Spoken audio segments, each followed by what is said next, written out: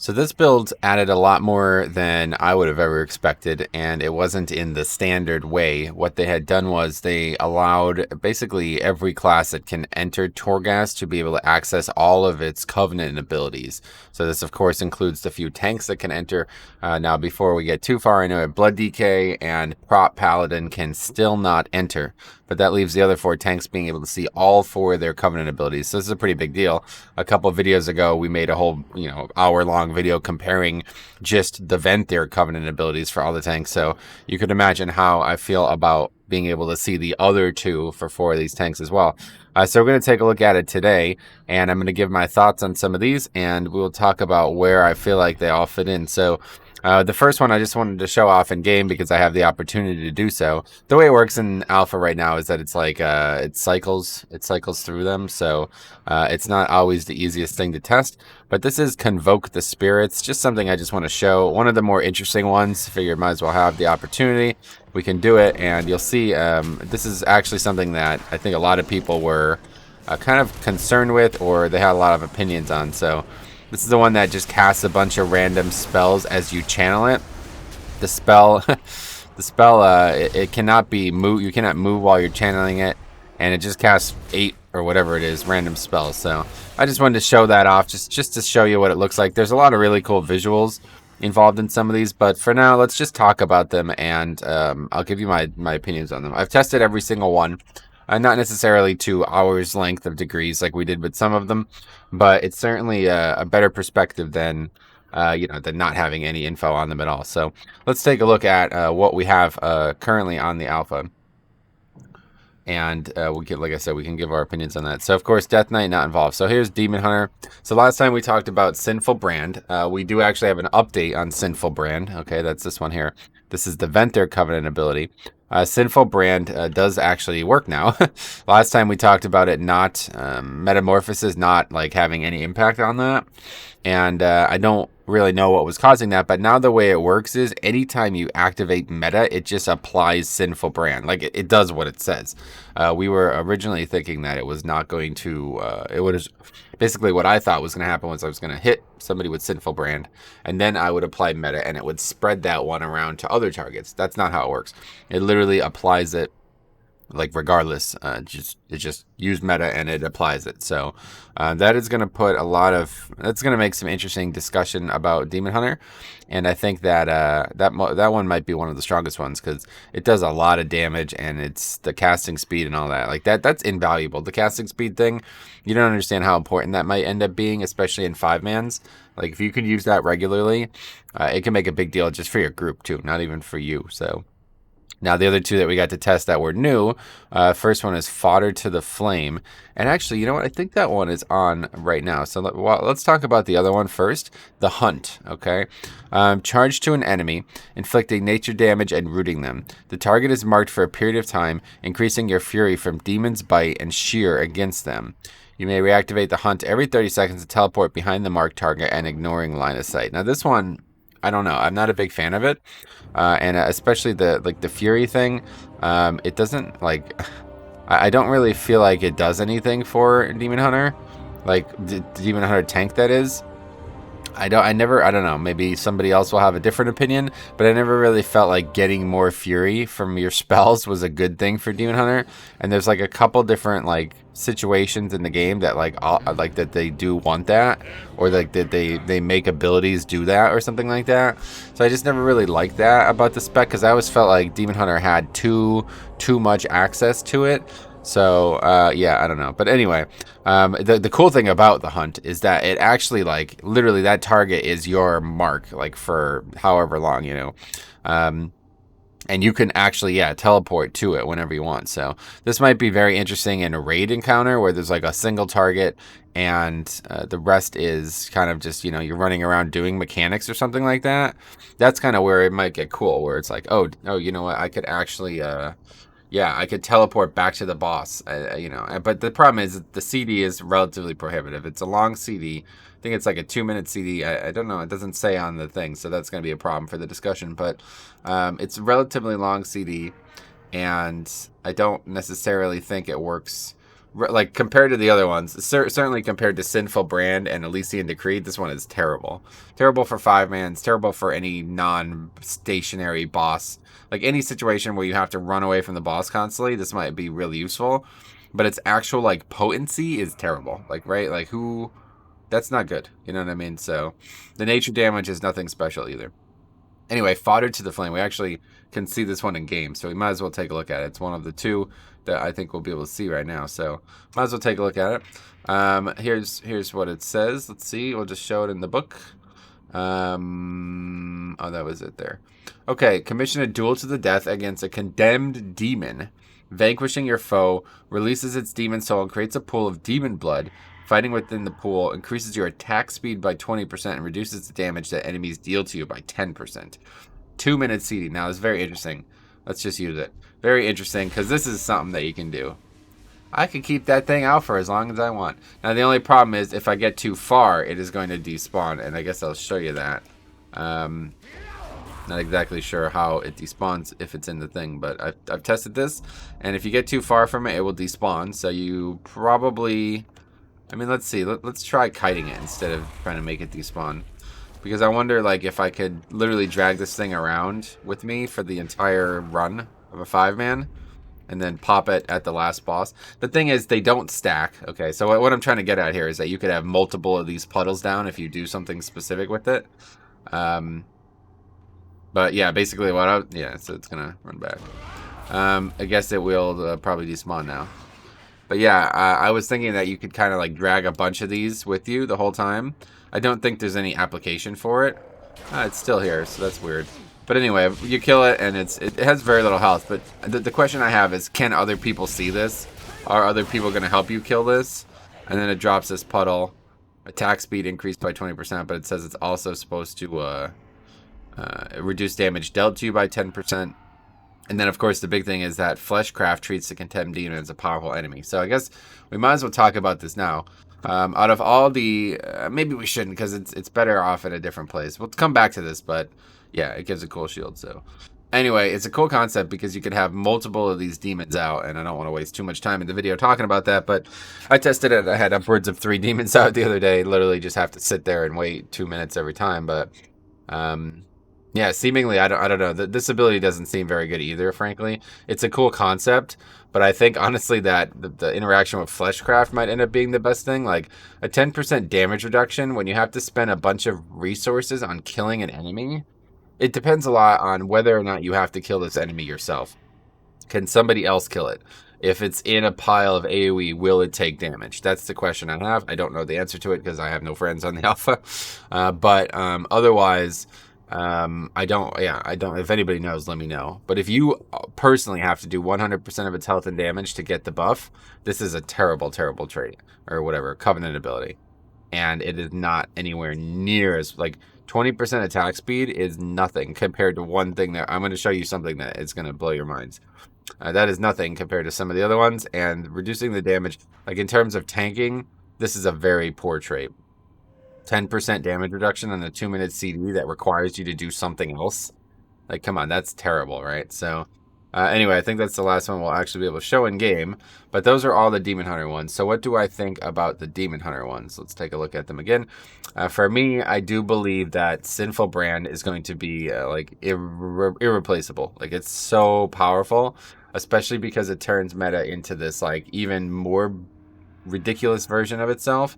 And, you know, if you played Shadowlands at all, you know that Demon Hunter is definitely, like, when they have meta going, they're going to be kings. Now, one thing I should mention is it does not work with the demonic talent, the Sinful Brand, that is.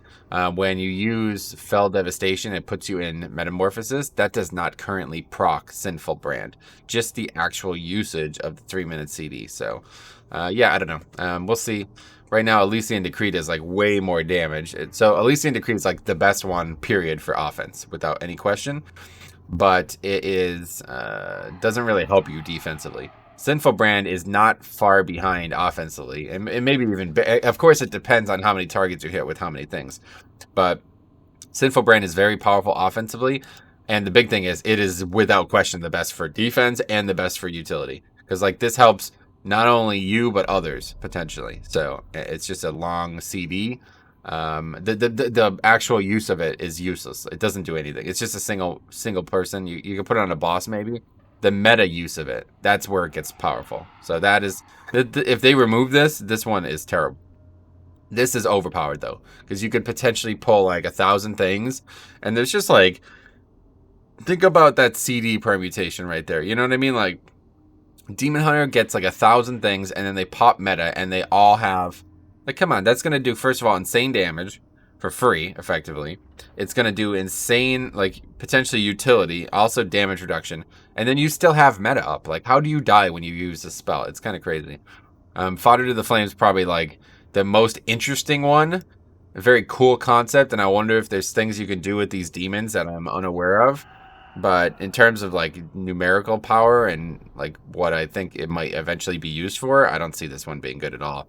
And the Hunt is the one that might have the most like absurd use case, because it can allow you to literally like run 100 yards away from a mechanic and then instantly teleport back to the boss. And one other thing about the Hunt is that it actually, if the mob dies, you can still teleport to it, at least currently. So it does help a bit with that, but obviously you do not want to be putting it on a target that dies very quickly, because then you're not getting any other power from it other than the teleport. So I don't know. That one's probably the weakest numerically, but it's a cool concept at least. So anyway, let's move on. We'll go to Druid next, and we already talked about one of these, but we also let's just start with Convoke the Spirits, because that's the one we got to see just now. Call upon the Night Fae for interruption of energy, channeling a rapid flurry of 16 Druid spells and abilities over 4 seconds. So let me log back on that Druid, and we might as well look at it again in game. But yeah, it's a very complicated concept, and I think like I've seen a lot of people memeing about this, like they're making jokes about it, like this is a terrible idea or a great idea. I don't know what they're thinking. I really can't tell, because it doesn't seem like anybody's taking it serious. So I don't know what you guys think about it. Obviously, it's entirely random. I guess people keep talking about Hearthstone or something like that for some reason. Like if there's, maybe this happens in Hearthstone, I don't really know. But either way, it's an interesting concept, because you could potentially get an insane amount of Iron Furs. Like, so pay attention. We're going to show it in game one more time. And you'll see that you can actually get, like, you could potentially get 16 of those to be Iron Furs. I mean, I don't know how the randomness works in it. I assume there's some protection against that. If you just did 16 Moonfires, I don't think anybody would be happy with that, but it's pretty interesting concept. So let's just read exactly what it says. Yeah, you will cast Moonfire, Wrath. So I don't know how you cast Wrath. I guess it just goes out regardless, but yeah, same with Regrowth, right? So 2 of those spells are not instant cast, but Thrash, Rake, Shred, or Iron Fur, favoring your current specialization. So that's an important part. I don't think you're going to be casting Rake and Shred. I haven't noticed it, but either way, if you're alone, this might actually be the best case to use it, because then it might only pick Iron Fur. I'm not really sure. So let's see what it looks like if we use it. As you see, a bunch of Iron Furs. We're putting full hots on ourselves. And it looks like, yeah, we did a lot of thrashing. We did a lot of other things that didn't hit targets. But Iron Fur, just, it like, you know, it goes up quick. So I quite like that idea. I just don't really know how valuable that is, because you have to stop and channel it every 2 minutes. But I do think like Druid has the best use case for something like this. Like, I don't know of another class that I would want that on. So I like the concept, and I definitely think, you know, all of these Druid spells are very useful, right? Like Thrash and Iron Fur obviously are probably the ones you want the most, but if you can cast a bunch of heals on yourself, it just depends, because it could hit others, and, you know, you might not hit the target you want. So it's exceedingly random, but I like the concept in theory. We'll see how it plays out. It could be very powerful, or it could be useless. But either way, my point is, Bear is the class that could use a CD like that the most. No other class needs that. Like if it was Blood DK, I was like, oh, I blood boiled extra times. Like that would not help at all. Anyway, Adaptive Swarm. This is another one that we haven't seen, but it's a very interesting one. And basically, you put it's a very low CD. It's like, I think it's like less than a minute CD actually. I can't remember, but very low CD. Command a swarm that heals or deals shadow damage to a target. Increases the effect of your periodic effects on them. Upon expiration, travels to a new target within range, alternating befriend and foe up to a set number of times. So yeah, it's kind of like that monk ability chi wave or what chi something like that. It bounces back and forth. It looks like that anyway. But yeah, it's just a damage or a hot. Like it's nothing. It's kind of boring, honestly. But it's a cool, interesting concept for 5-mans. I'd be interested to see how much actual healing it does to players, like overall. But it only jumps 3 times, right? Does it say that? Up to a set number of times. In game, it was only 3 times, so I don't think that's very powerful. Obviously, tuning, whatever alpha, but it did do good damage. When it was doing damage, it did good damage. It just, the heal, I didn't get much use out of when I was testing it, because of course it's Torghast, so I didn't really need it. It wasn't reliable enough, but it's a very short CD, and it jumps relatively, like, appropriately. I didn't have any concerns with how it worked, so... Okay, so let's talk about overall Bear right now and where they're at. Obviously, 2 of them are just ridiculously bad. Like, Kindred Spirits has got to be the worst one in the game, honestly. This is absolutely useless in most situations. I like what they're trying to do here, but what we've seen from it, I mean, we talked about this in previous videos already, but what we've seen from it, it's going to have almost no use case. Obviously, soul binds and stuff maybe are going to make it better, but the fact that, like, you're getting a CD for someone else, it's just hard to believe that that's the case. So, and again, that's for all bears. That's not just for bears. That's for all druids. So, and the Ravenous Frenzy. If Kindred Spirits isn't the worst one, Ravenous Frenzy certainly is. We talked about this again in a couple of videos, but yeah, basically, long story short, it's the only one that I'm aware of that you could use poorly and almost die to it. Like, what other CD in the game? It's like, oh, wow, I used that poorly. I'm dead. Like, that doesn't exist. You know what I mean? It's so bizarre. You could actually die from using your CD. I don't understand what they're going for. So the other 2 are like the best in the game compared to that. I mean, Adaptive Swarm, as boring as it is, it's at least very powerful compared to the other 2.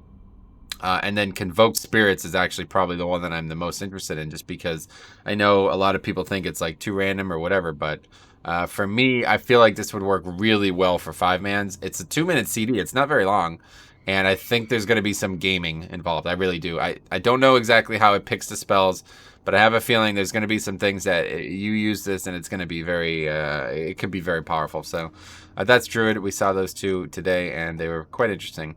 Now, Monk is, oh yeah, they got a lot to talk about here. Monk has some very interesting new abilities, okay? Perhaps the best looking ability in the game, that's going to be Feline Stomp. So this says it's new, but we've already seen Fallen Order. That was in the previous video. Today we'll talk about Feline Stomp, and I wish I could show you, but it's in the stream if you want to go back. We tested Brewmaster heavily on Thursday. We actually got to test both of these because of the way the reset happened. We got to test both in one run, so you can take a look. But anyway, Feline Stomp. Strike the ground fiercely to expose a feline for 30 seconds, dealing nature damage. Taking an action based on your specialization, your abilities have a 10% chance of resetting the cooldown while you're fighting on that feline. So for Brewmaster, it's ignite the enemies along with the breath of fire. So now this is the part that confused me, and we talked a lot about this on that stream that we did, and I don't really understand how it works. But first of all, it's the best looking spell in the game. Like, just I don't think anybody's going to disagree with that. It's unbelievably gorgeous looking. There's a lot of really good ones, but this one is excellent. You should look at it if you haven't seen it.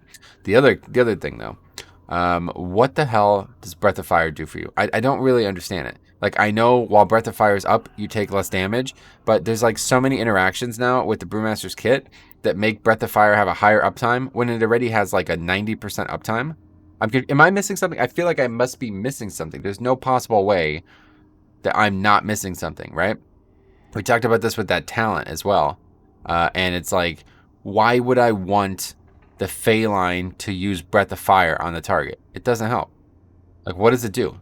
It does not help defensively whatsoever. So we're talking about this on stream. This has zero defensive aspect. Like, it doesn't help.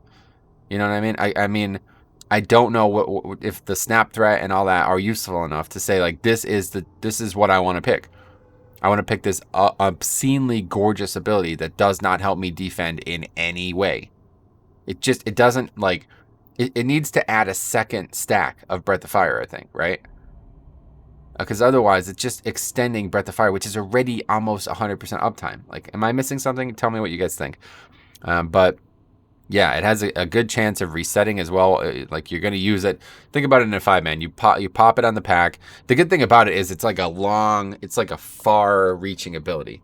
Like you could throw it out for like 10 to 15 yards in front of you. So you could like use it as you're running in for some snap threat, which is really good, obviously. And then that obviously puts Breath of Fire up on everything without you even having to use any globals on that. So that helps, I guess, in its own right. But after that, it's useless.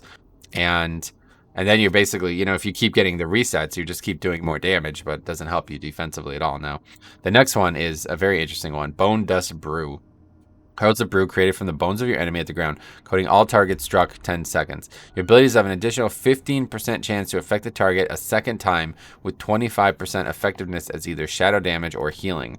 And then for Brewmaster, Tiger Palm and Keg Smash reduce the cooldown of your brews by an additional 1 second when striking enemies affected by your Bone Dust Brew. So this one is actually really interesting because I feel like it has the most potential to power up Brewmaster's kit. And of course, we know that Celestial Brew now finally being reduced by Keg Smash and Tiger Palm, that is going to be quite good. Let's put it that way. Getting extra value out of that 1 second, and that could always be tuned, maybe even higher in the future. And it lasts relatively long. It doesn't. Oh yeah, actually only 10 seconds. I thought it lasted longer than that, but the CD is quite usable. It's a very, I think it's only like a 1-minute CD. It's pretty short, and you get a lot of power out of it. I wasn't able to test how much offense it gave because I couldn't find any way to track the extra damage. It didn't say anywhere that I could see in the logs. The logs are there. I'll put the logs in the description as well, by the way. You could take a look yourself, but I used Bone Dust Brew for the second of the 2 logs, I think, and I couldn't tell its damage. Like, I couldn't figure out how much damage it did, but seemingly it would do a lot of damage. Like, that's a lot of free damage. The ability itself does nothing, though. If you use it and then don't do anything, it's wasted. So, like, literally does nothing. It doesn't do anything else. So that is a concern, I guess. It's a cool concept. And I'm already thinking like, oh my god, more Celestial Brews. That's the only thing I'm thinking of. I don't even care about anything else. That is like, Celestial Brew is going to define the spec. I have to say that I feel like no matter what happens this expansion, it's going to be because of Celestial Brew. So anyway, so we talked about the other 2. Fallen Order is a very interesting concept, and it just seems like the strongest one for sure. Weapons of Order is an interesting concept too, but I don't know. We talked about that in a couple of videos.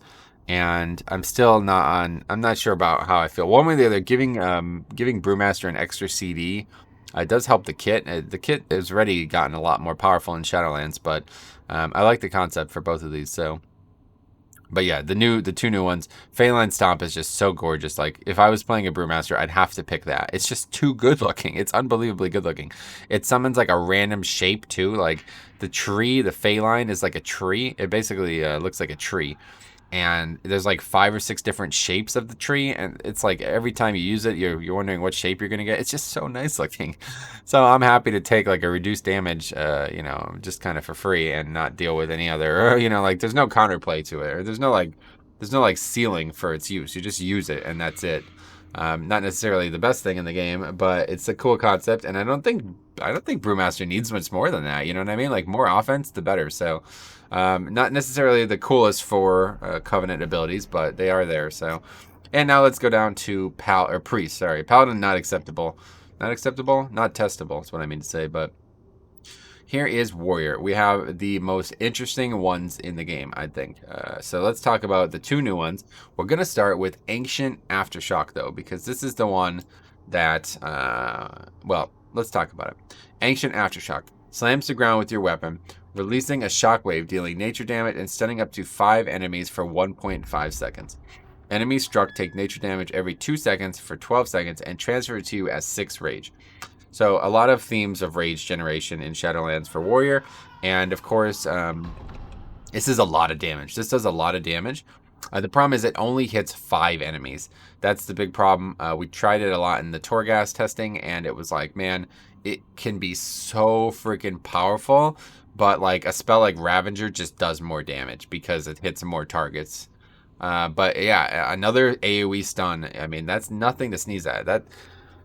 That's better than most, right? I mean, it's certainly better than the Brewmaster one we were just talking about, like the Feline thing, like that. This is way better than that. You know what I mean? It's just if you compare those two side to side, this one is just objectively better than that because it gives you more utility. It potentially helps you more defensively because of the stun, which is like, in a 5-man that could be huge. And then of course it transfers rage to you. So like, imagine if that did the same thing for Brewmaster. While you're standing in the Feline, you got more energy or whatever it is back at, Chi. I don't think they, whatever they use. But yeah, so I don't know. I don't really feel like the rage part is important. It's more about the damage and the stun. And then I feel like it's an outlier in that sense because Ancient Aftershock, what other one stuns mobs? There's no other ones. But there's another outlier in the warrior tree. And this is actually the biggest outlier in the game, if you ask me. It's called Conqueror's Banner. So I'm going to tell you a little bit about Conqueror's Banner. We had a spirited discussion about this a couple times in a couple different places now. One of them my Discord, but let me tell you a little bit about Conqueror's Banner. So it is a 2-minute CD currently, I believe.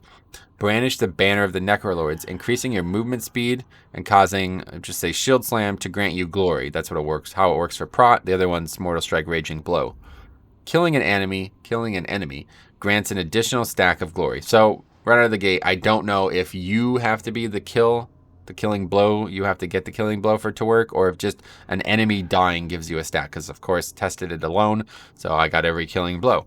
But Shield Slam obviously grants you a stack. So you can get these stacks. The way it works is like it's on the icon of the spell. So like you use the ability, and then the ability changes. The icon of the ability changes to something else.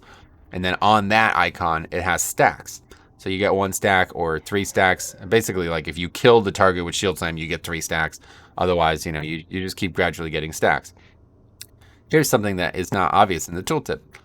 It is a 2-minute CD. Okay. When you use it, it just changes the ability. The CD, that 2-minute CD does not start. Okay. So when you use that, it changes the ability. It does not start. The CD is still not used at that point, okay?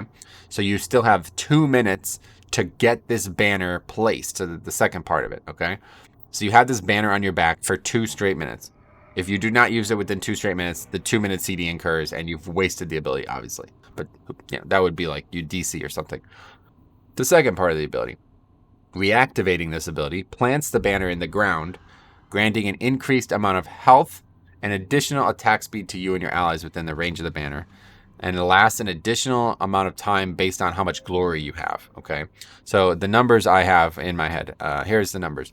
Basically, it is 30 stacks. It's 30-second maximum duration, so 15 stacks of glory, and I was able to get that extremely quickly. But that was in Torghast. So again, it's based on whether or not I'm getting the kill. Like, does that matter? Do I have to be the killing blow? If not, it's going to be a lot worse in 5-mans. But if that, or it's going to be a lot better in 5-mans, I guess. If the mob's dying, if all that's the only thing that matters, then this is an incredibly easy thing to do to get 15 stacks. But if you have to get the killing blow, it's going to take much longer. But then here's the other stuff. The maximum health is a 20% maximum health increase and a 50% attack speed increase. This is for you and up to 4 other targets, so 5 players total, okay? So all of that is not on this tooltip, but that's how it works currently in the game. 20% health increase, 50% attack speed increase, and it lasts 5. It uses 5 targets and can last 30 seconds, okay? So let's talk about this, because I think this is, I went like all over the place with this. I thought that this was ridiculously overpowered. Then I thought this was useless. And then I think now again, it's ridiculously overpowered. The reason I think it's overpowered is because it's just a ridiculous outlier. There's no other option for any class in the game to give your party a massive buff like this. It doesn't exist, right? Like this is, and then somebody pointed out like the Paladin one maybe, but like, if you looked at what we just looked at Bear, the best they can do for their party is accidentally heal them with a 2-minute channeled CD. You know what I mean? Like, I put a regrowth on you. That's going to help, right? Like, this is a 50% attack speed buff. And we talked about this in the Discord. And some people think, like, who cares? It's just attack speed. Now, there's some classes that benefit from it a lot more. I think Prot Warrior is one of them. Like, this is already a huge buff for Prot Warrior. more rage 50% faster might have a big deal. Now, I already feel like I get too much rage, but imagine that plus the War Machine talent, you're just going to be like rattling full rage bars off, you know what I mean, for that 30 seconds. So pretty cool. That alone, even if it just buffed you, that alone. Assuming it has some value for every other class it hits, I think this is unbelievable, like an unbelievable outlier, right? Like, what do you guys think? I'd love to hear your thoughts on this, because I don't know if I'm just a fool for thinking this or what, but to me, it feels like it's just the only ability in the game that does this. I don't know of another ability in the game that offers your group an entire group an insane buff. And obviously you have to be standing in it, and we talked about like the potential that it might hit a mage. It's like a 15 yard range, so it's pretty big, but if you just drop it under the center of the boss, it's not going to hit range. Like, you know what I mean? If range are that close to the boss, then I don't know, like that's not normal for 5-man or for raids, I think. But obviously you would want them in it. If you're in a 5-man, you want everybody in it, because it helps the health pool too. So yeah, like not only is it a defensive CD for everybody, but it's also an offensive CD for everybody. Now here's the thing that we didn't talk about yet.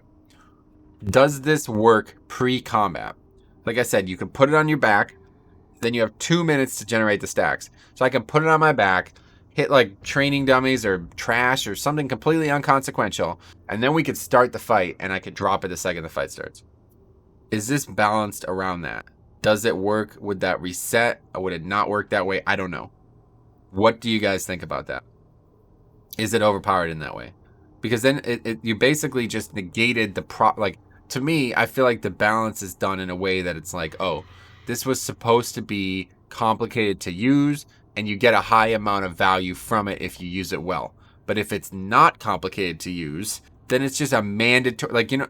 And the reason that I'm concerned with this is because it's just objectively more useful than these other 4 and the other 3. And the problem that people are constantly complaining about right now, they probably don't even know this exists, and they're still complaining about it. Oh, I'm going to be forced to take a covenant I don't want. It's going to be too good. It's not going to be balanced. I'm going to have to take it for this type of content, right? And it's like an understandable complaint. I don't care about it one way or the other, because I'm going to take the one that I like the most. But like in this case, I'm lucky that it's not the case for DK, because this is ridiculous. Like, this is just better than the other 4. The other 3, I keep saying 4. It's just better. You know what I mean? So we talked about Spirit Bastion. It did insane amounts of damage, but it did almost nothing for you defensively. Condemn, we talked about that a couple videos ago as well. It's another really cool offensive one. Like, probably does a lot of offense, because you can use it on the pull of bosses. 80% health, above 80% health. That's pretty cool, right? But again, like, I mean, the actual defensive element of like this, like literally you have to be tanking for that 80%. So if you're not starting with the boss, it does nothing for you defensively. You know what I mean? And then, of course, Ancient Aftershock, like, it looks cool, but it's only going to be good in 5-mans, where you can actually stun the enemies. Having extra AoE stuns is huge, but, of course, in raids, it's useless, right? And maybe even hard to use in even PvP or something like that, where there's not 5 enemies in front of you constantly. And then you have Conqueror's Banner, which is just, like, a free ability. I mean, so one way or the other, it's going to be a longer CD than 2 minutes, no matter what. Like, even if we're talking about this pre-combat use case, that's only going to happen the first time. So then every other time, it's going to take you longer than 2 minutes. You know what I mean? Like, no matter what, it's going to take you at least, like, probably 30 seconds to get this ability to 15 stacks. You're not going to use it with 2 stacks. Like, that would be retarded. You're going to get 4 seconds. Like, come on. Why would you do that? So you're going to wait to 15 stacks every time. So it's going to take you probably at least 30 seconds, no matter what. Even if the only way I could see if it doesn't work that way is if there's like, if it for sure doesn't require you to get the killing blow, and there's like a bunch of fodder trash before like a dangerous pack, then you could almost replicate that pre-combat situation I described. You know, like, say like the yellow mobs in Freehold, right? You pull a bunch of yellow mobs, put it on your back, them dying grants you the stacks, and then you throw it down for like the shark dude in Freehold. That would be like that same concept, right? But otherwise, it's going to take you a while to put down. So it's going to be at least a 2 minute, maybe closer to a 3 minute CD. But I don't think that matters. Like, does it matter when your ability can grant 20% health to 5 other people and increase their offense potentially by, like, I mean, that it depends on the class. I understand there's some debate about whether or not auto attacks for certain classes is as valuable as I'm making it sound.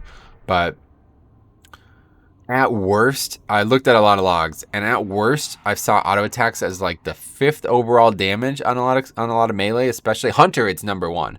Hunter, if it buffs the pet too, if a BM Hunter gets the buff to them and the pet when it hits them, and that doesn't.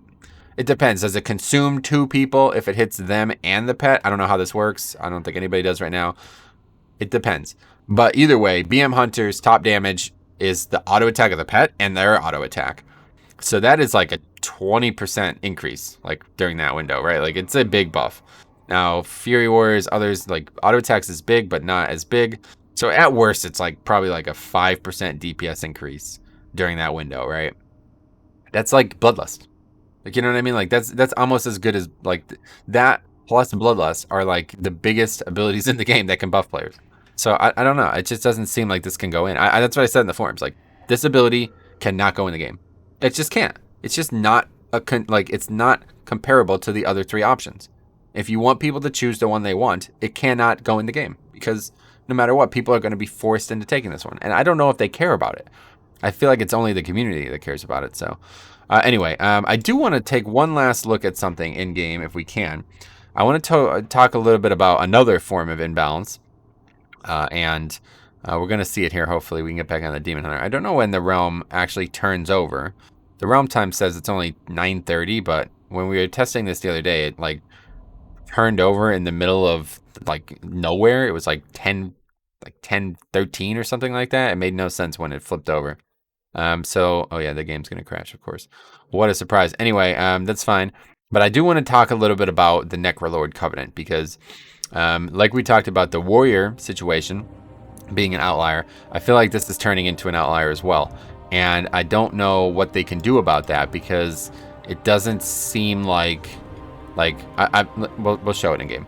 I'm just not really sure what the solution is to this, like if this is a problem or not. But we actually saw it kind of by accident before when we were looking at the Demon Hunter, and I'll show you again today. So here's the Necrolord ability. Oh, we don't have it quite yet. Wait. Oh, wait. Ah, of course. So it's already turned over. So we have 2 Chiron abilities. Okay, so unfortunately, I can't show it, but that's unfortunate.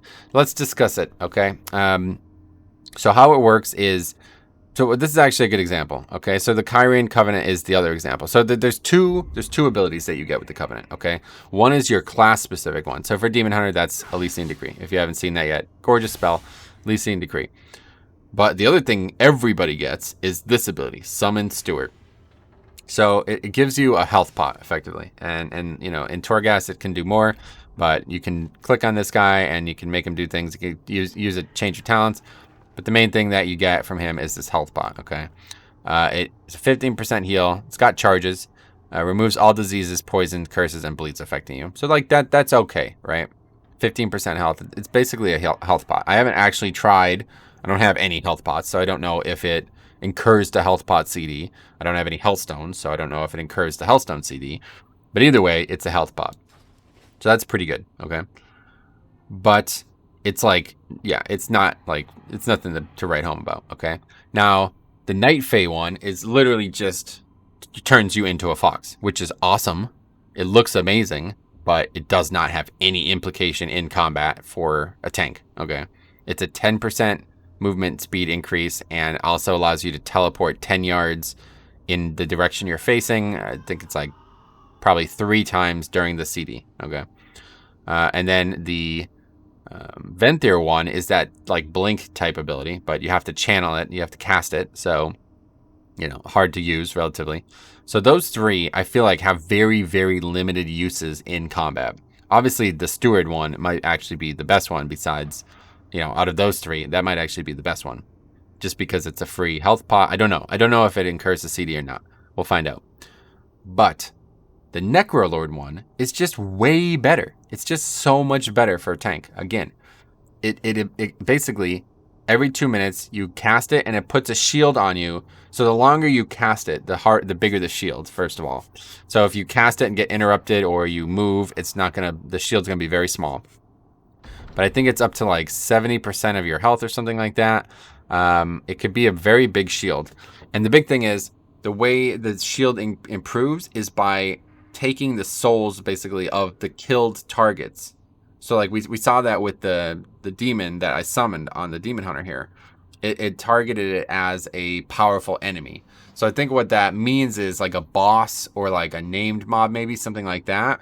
You will get more shield by taking its essence for your shield than you would regular trash or like other stuff, right? But either way, if you could even come close to like 50% of your health in an absorb every 2 minutes, I mean, what? That's just better than every other one, right? Like, that's not even close. So, I mean, what's the actual CD on this thing? You can't use it because I haven't taken any damage, but it doesn't matter. It's 15% of your health. It would have to have no CD. So, yeah, it's just better than every other one. That's the thing. Like, I like the concept. I really do. But I just feel like there's some clear imbalances already. And for me, it's like Necrolord is just it's going to be mandatory for all 6 tanks, right? Well, how could you not? That's just too good. Like, you know, especially for Blood DK, that's ridiculous. Imagine going into a pack with a 50% of your health absorb. Like, so in BFA, I go into the pack with a 500,000 absorb on me. That's like, okay, well, now I don't have any problems, like, surviving on the pull, you know what I mean? Like, so, I don't know. I just wanted to bring that up because I'm not really sure what the situation is going to be. But that's the state of tanks right now. And as much as I hate to say it, there's some clear imbalances. And you know, it's almost funny that we're talking about Warrior the way we are, because every other video we talked about how Warrior is just lost its niche and they're falling behind. You know, basically 5 tanks got buffs this expansion. Demon Hunter probably got the least buffs, but they still got buffs. Every other 4 definitely got buffs, right? 100%. Like, you look at Bear, Blood DK, Paladin, these things are so buffed. And then you got Warrior, who definitely got nerfed. Like, not really an opinion, just kind of factually, they got nerfed. But then they have this one ability that could probably undo all of that. Back on top of the heap, if your tank could bring a freaking 50% attack speed buff to your melee deep. Think about that in BFA. Think about if you get these melee comps, double rogue demon hunter, throw that down. It's just the best ability in the game, right? Like, there's no other tank that's going to bring that. No other spec in the game that's going to bring that.